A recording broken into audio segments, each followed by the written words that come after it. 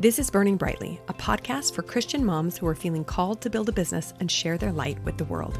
I'm Bonnie Wiscombe, a life coach, mom, and entrepreneur, and I'm honored to be your guide as you face this business building adventure full of highs, lows, and everything in between. This is where we help each other find the courage to shine.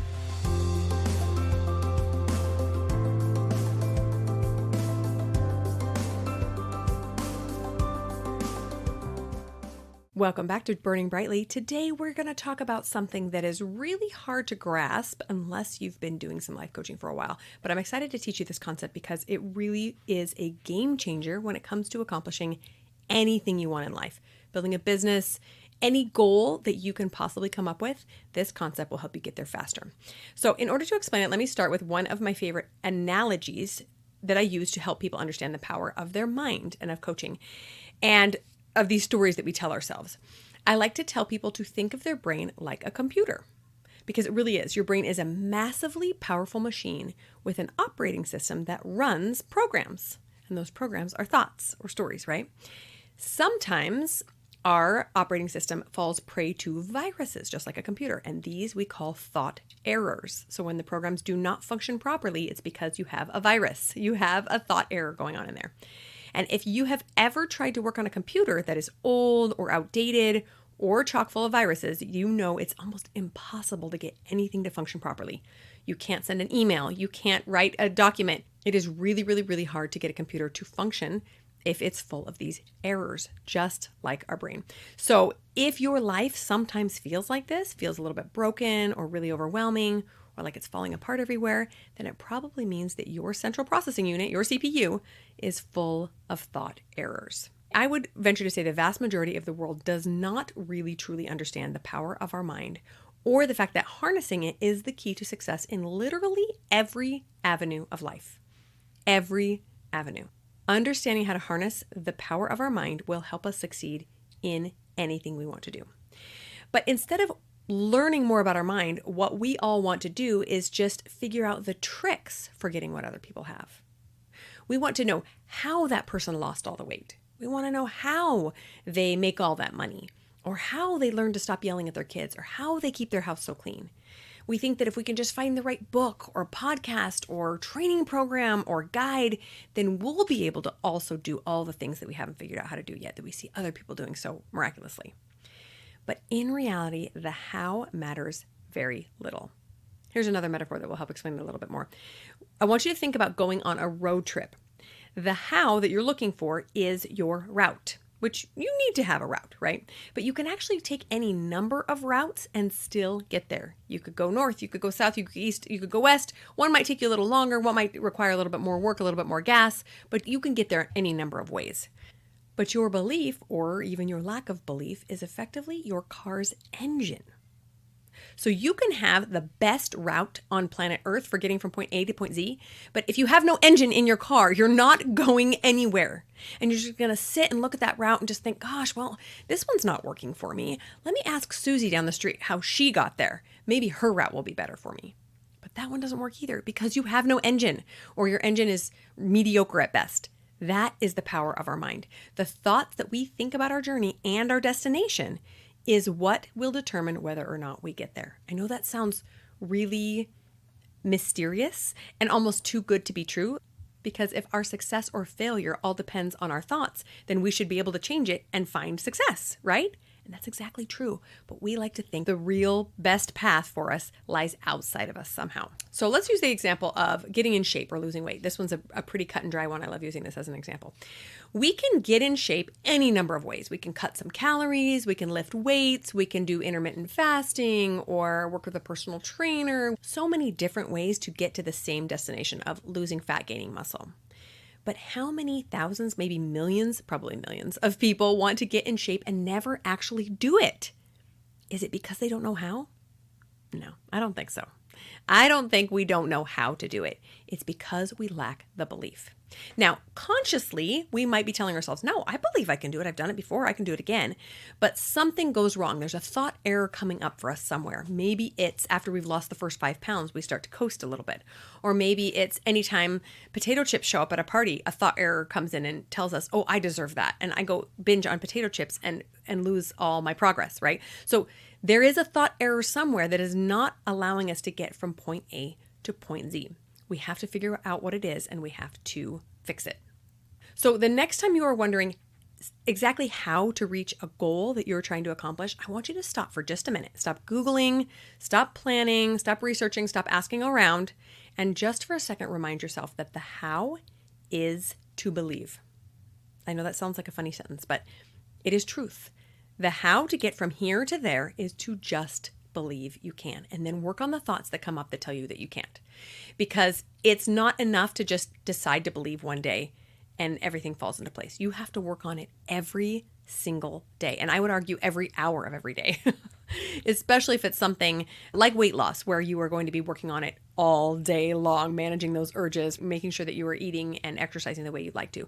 But even your business, even if you only work on it a few hours a day, you're going to need to be working on those thoughts all the time, because those poisonous ones will try to work their way into your brain and they'll just take a back seat back there and start being the mean girl in your head and telling you how you can't do it. Meanwhile, you're thinking, well, I just don't have the right path. I just don't have the right guide or the right course or the right whatever. No, it's because the mean girl is in the back of your head telling you that you can't do it. So watch out for those thought errors, those viruses. So what does this sentence mean? What is the term, the how is to believe? What does that mean? It means that the route you need to take for this goal will present itself once you start driving. Can you imagine if your Apple or Google Maps didn't show you how to get there until you actually put the car in drive and started going? This is kind of how building a business is. Without the belief, though, you're effectively dead in the water. You're just sitting there wondering, well, where do I go and how do I get there? But you can't even take a step forward because you're terrified. You're petrified. You don't have the thoughts necessary to move you forward. You are on the road without an engine and you're not going to make much progress. The fact of the matter is, and the truth of it all, is that no one knows the path for you to build a business or to get to any result in your life except for God. And I highly recommend asking him where to start on whatever you're working on. But in reality, no other guide or guru will have the path that you're supposed to take. No one will know.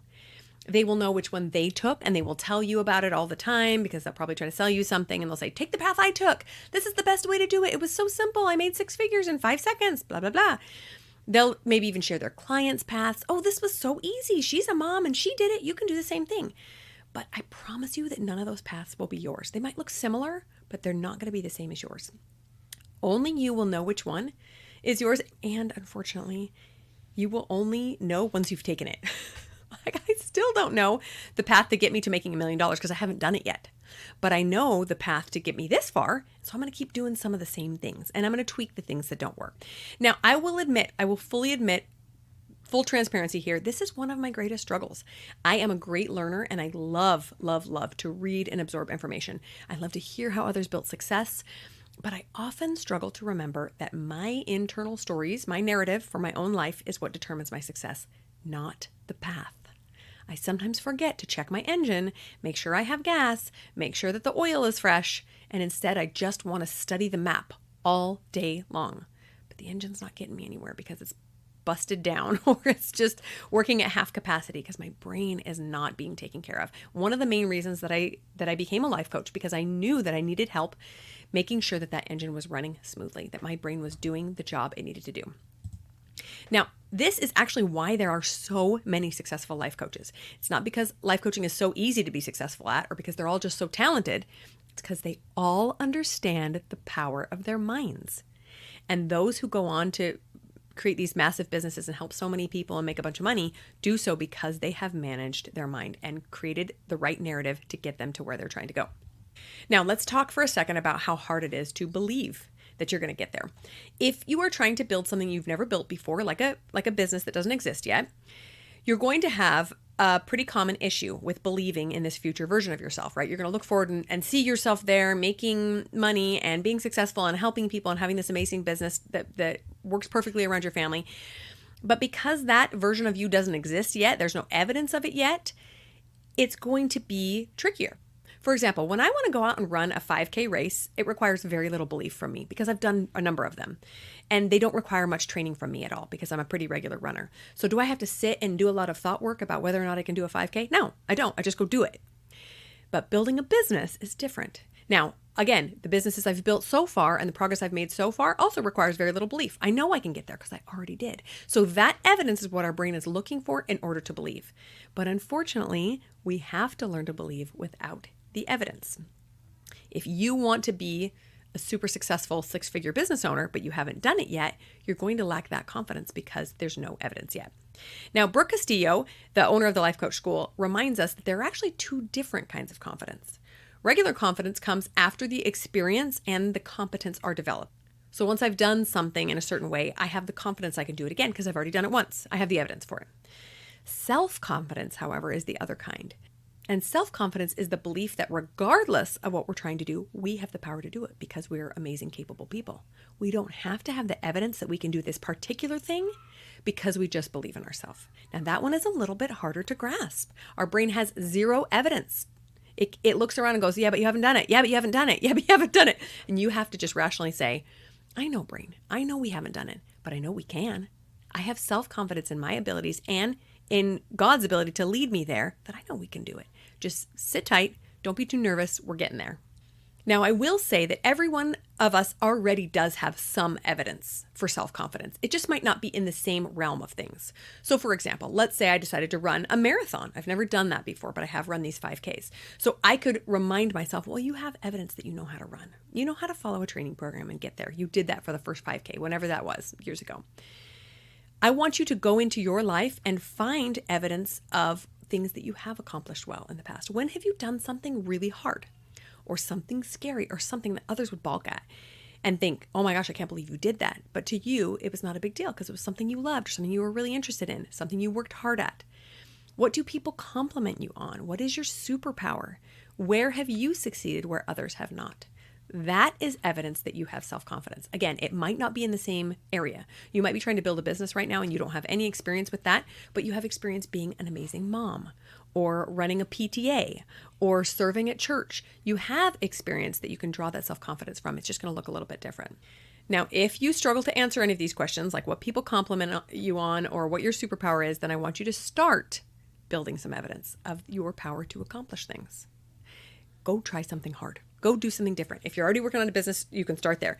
But just start journaling about these little things that you know you can do, even when they're hard.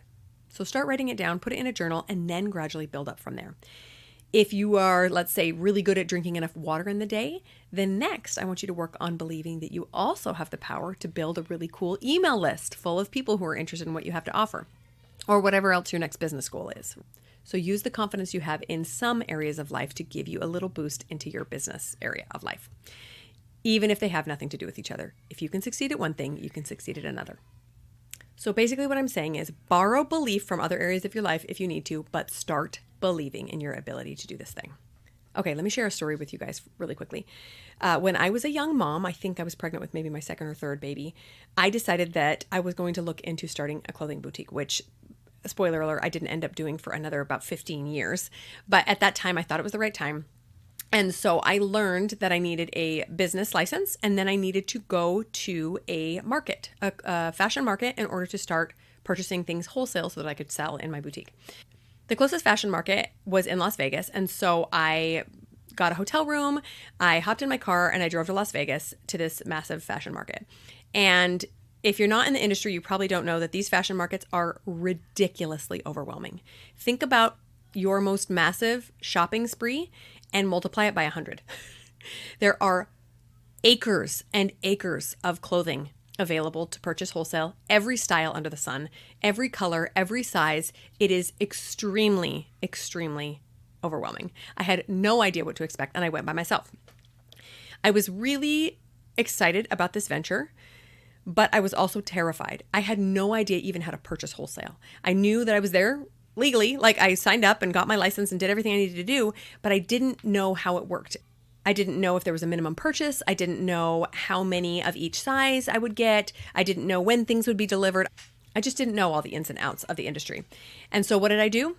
I wandered the market for 2 days and spoke to no one.